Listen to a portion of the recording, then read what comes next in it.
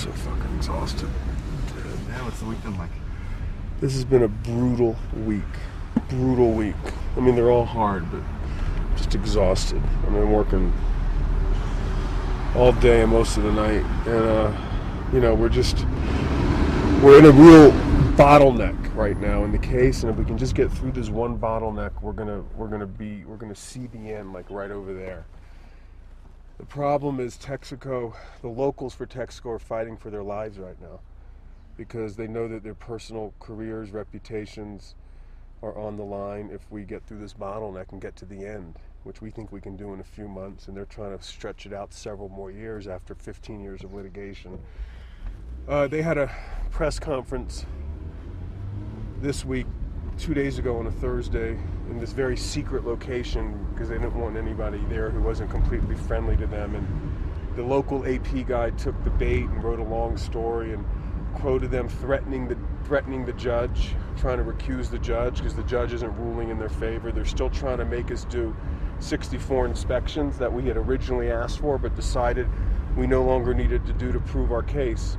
And they're trying to force us to prove our case. It's our responsibility to prove our case, and we can stop our case whenever we want, like you can in any case in the world. And any prosecutor in any case has the burden of proof. And when they feel like they've met it, they rest. And that's where we're at. So it's just the oddest thing that they're trying to, and it's not odd, it's part of their strategy of misdirection and confusion to try to force the judge to force us to do something we don't want to do, which is absolutely insane.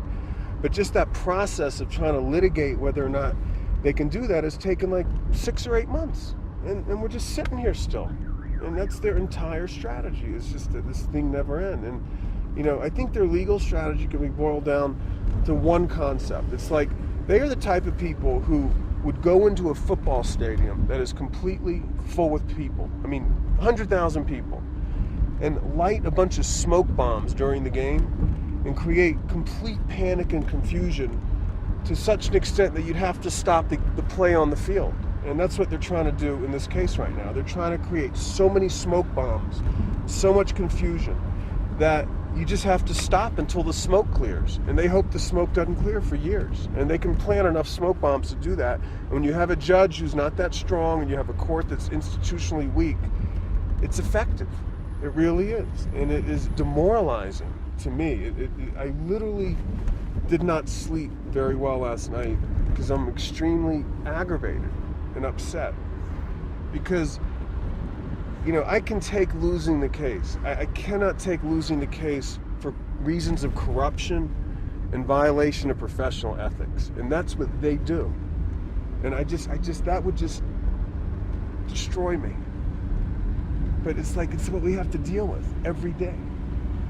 Just the most ridiculous shit.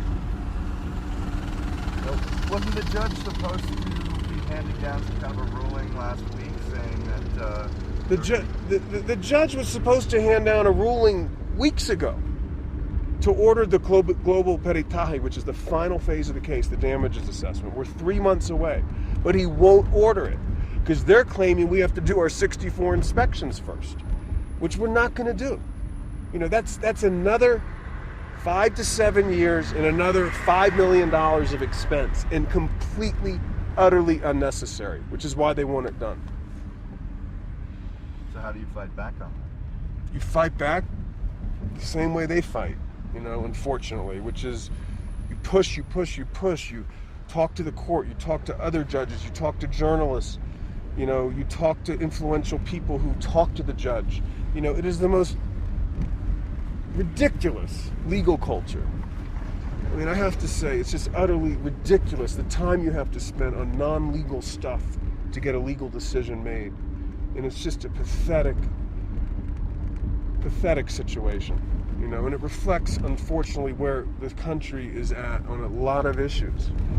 And one positive benefit of litigating this kind of case here is, it forces people to think about how to do it in a different kind of way that can help the country. But you're still dealing with hundreds of years of encrusted judicial weakness and corruption. And that stuff doesn't disappear overnight. That's the culture here. And you know what? With all due respect to my own country, there's corruption in the United States too. But it is not ingrained as part of the system like it is so obviously here.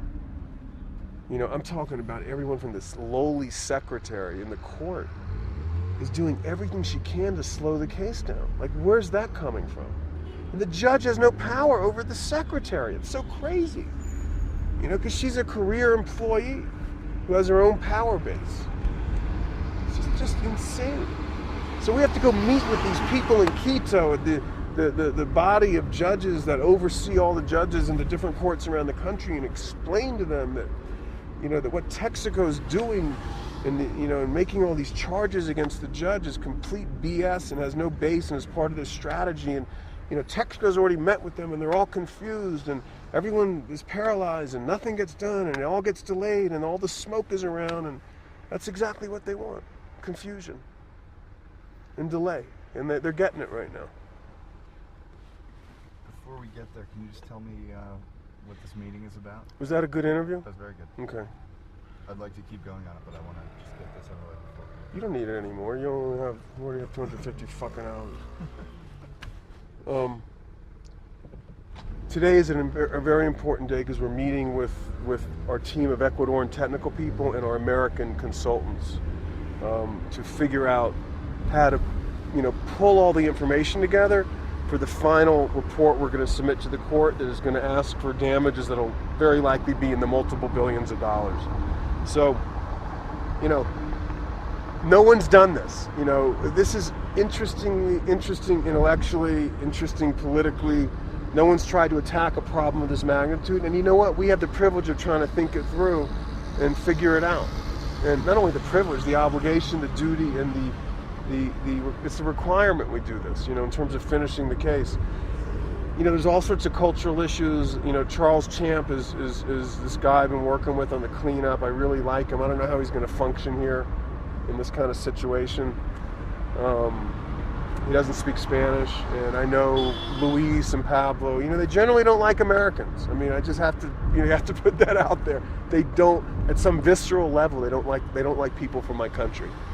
And, you know, I'm sort of worried they're not going to like this guy for the wrong reasons, like emotional reasons. And, you know, and I'm also worried that some of the other Americans we've been working with are going to meet this new guy, and how are they going to get along, because Charles Champ is an oil industry guy. And Ann Meist is one of the most brilliant academic chemists in the United States. I think together, on paper, they make a great team. How will they get along? They're meeting for the first time today. You know, how will the local Ecuadorians feel working with the Americans? You know, are they going to feel put upon? Or are they going to feel appreciative that the Americans are here? So, you know, we have to get all this work done, and I'm completely excited that they're here. I feel like they reinforce, you know, my energy, and, you know, that they're people who can help. You know, I feel really alone down here sometimes, and, you know, I'm like, I just feel like I need another one of me, or a younger version of me who can just help me, you know, and I've just never been able to get that person or afford to hire such a person. So, you know, anytime Americans come down that you feel simpatico with and you feel like can really help is just a huge boost to my spirits. So have they been working on the case for a while? Ann and Dick have been working on this for about a year and a half, helping with sort of chemical analyses and consulting. But, you know, it's delicate because you don't want to put the Americans out front for sort of political, cultural reasons, even though Texaco puts all their Americans out front. But I think that hurts them.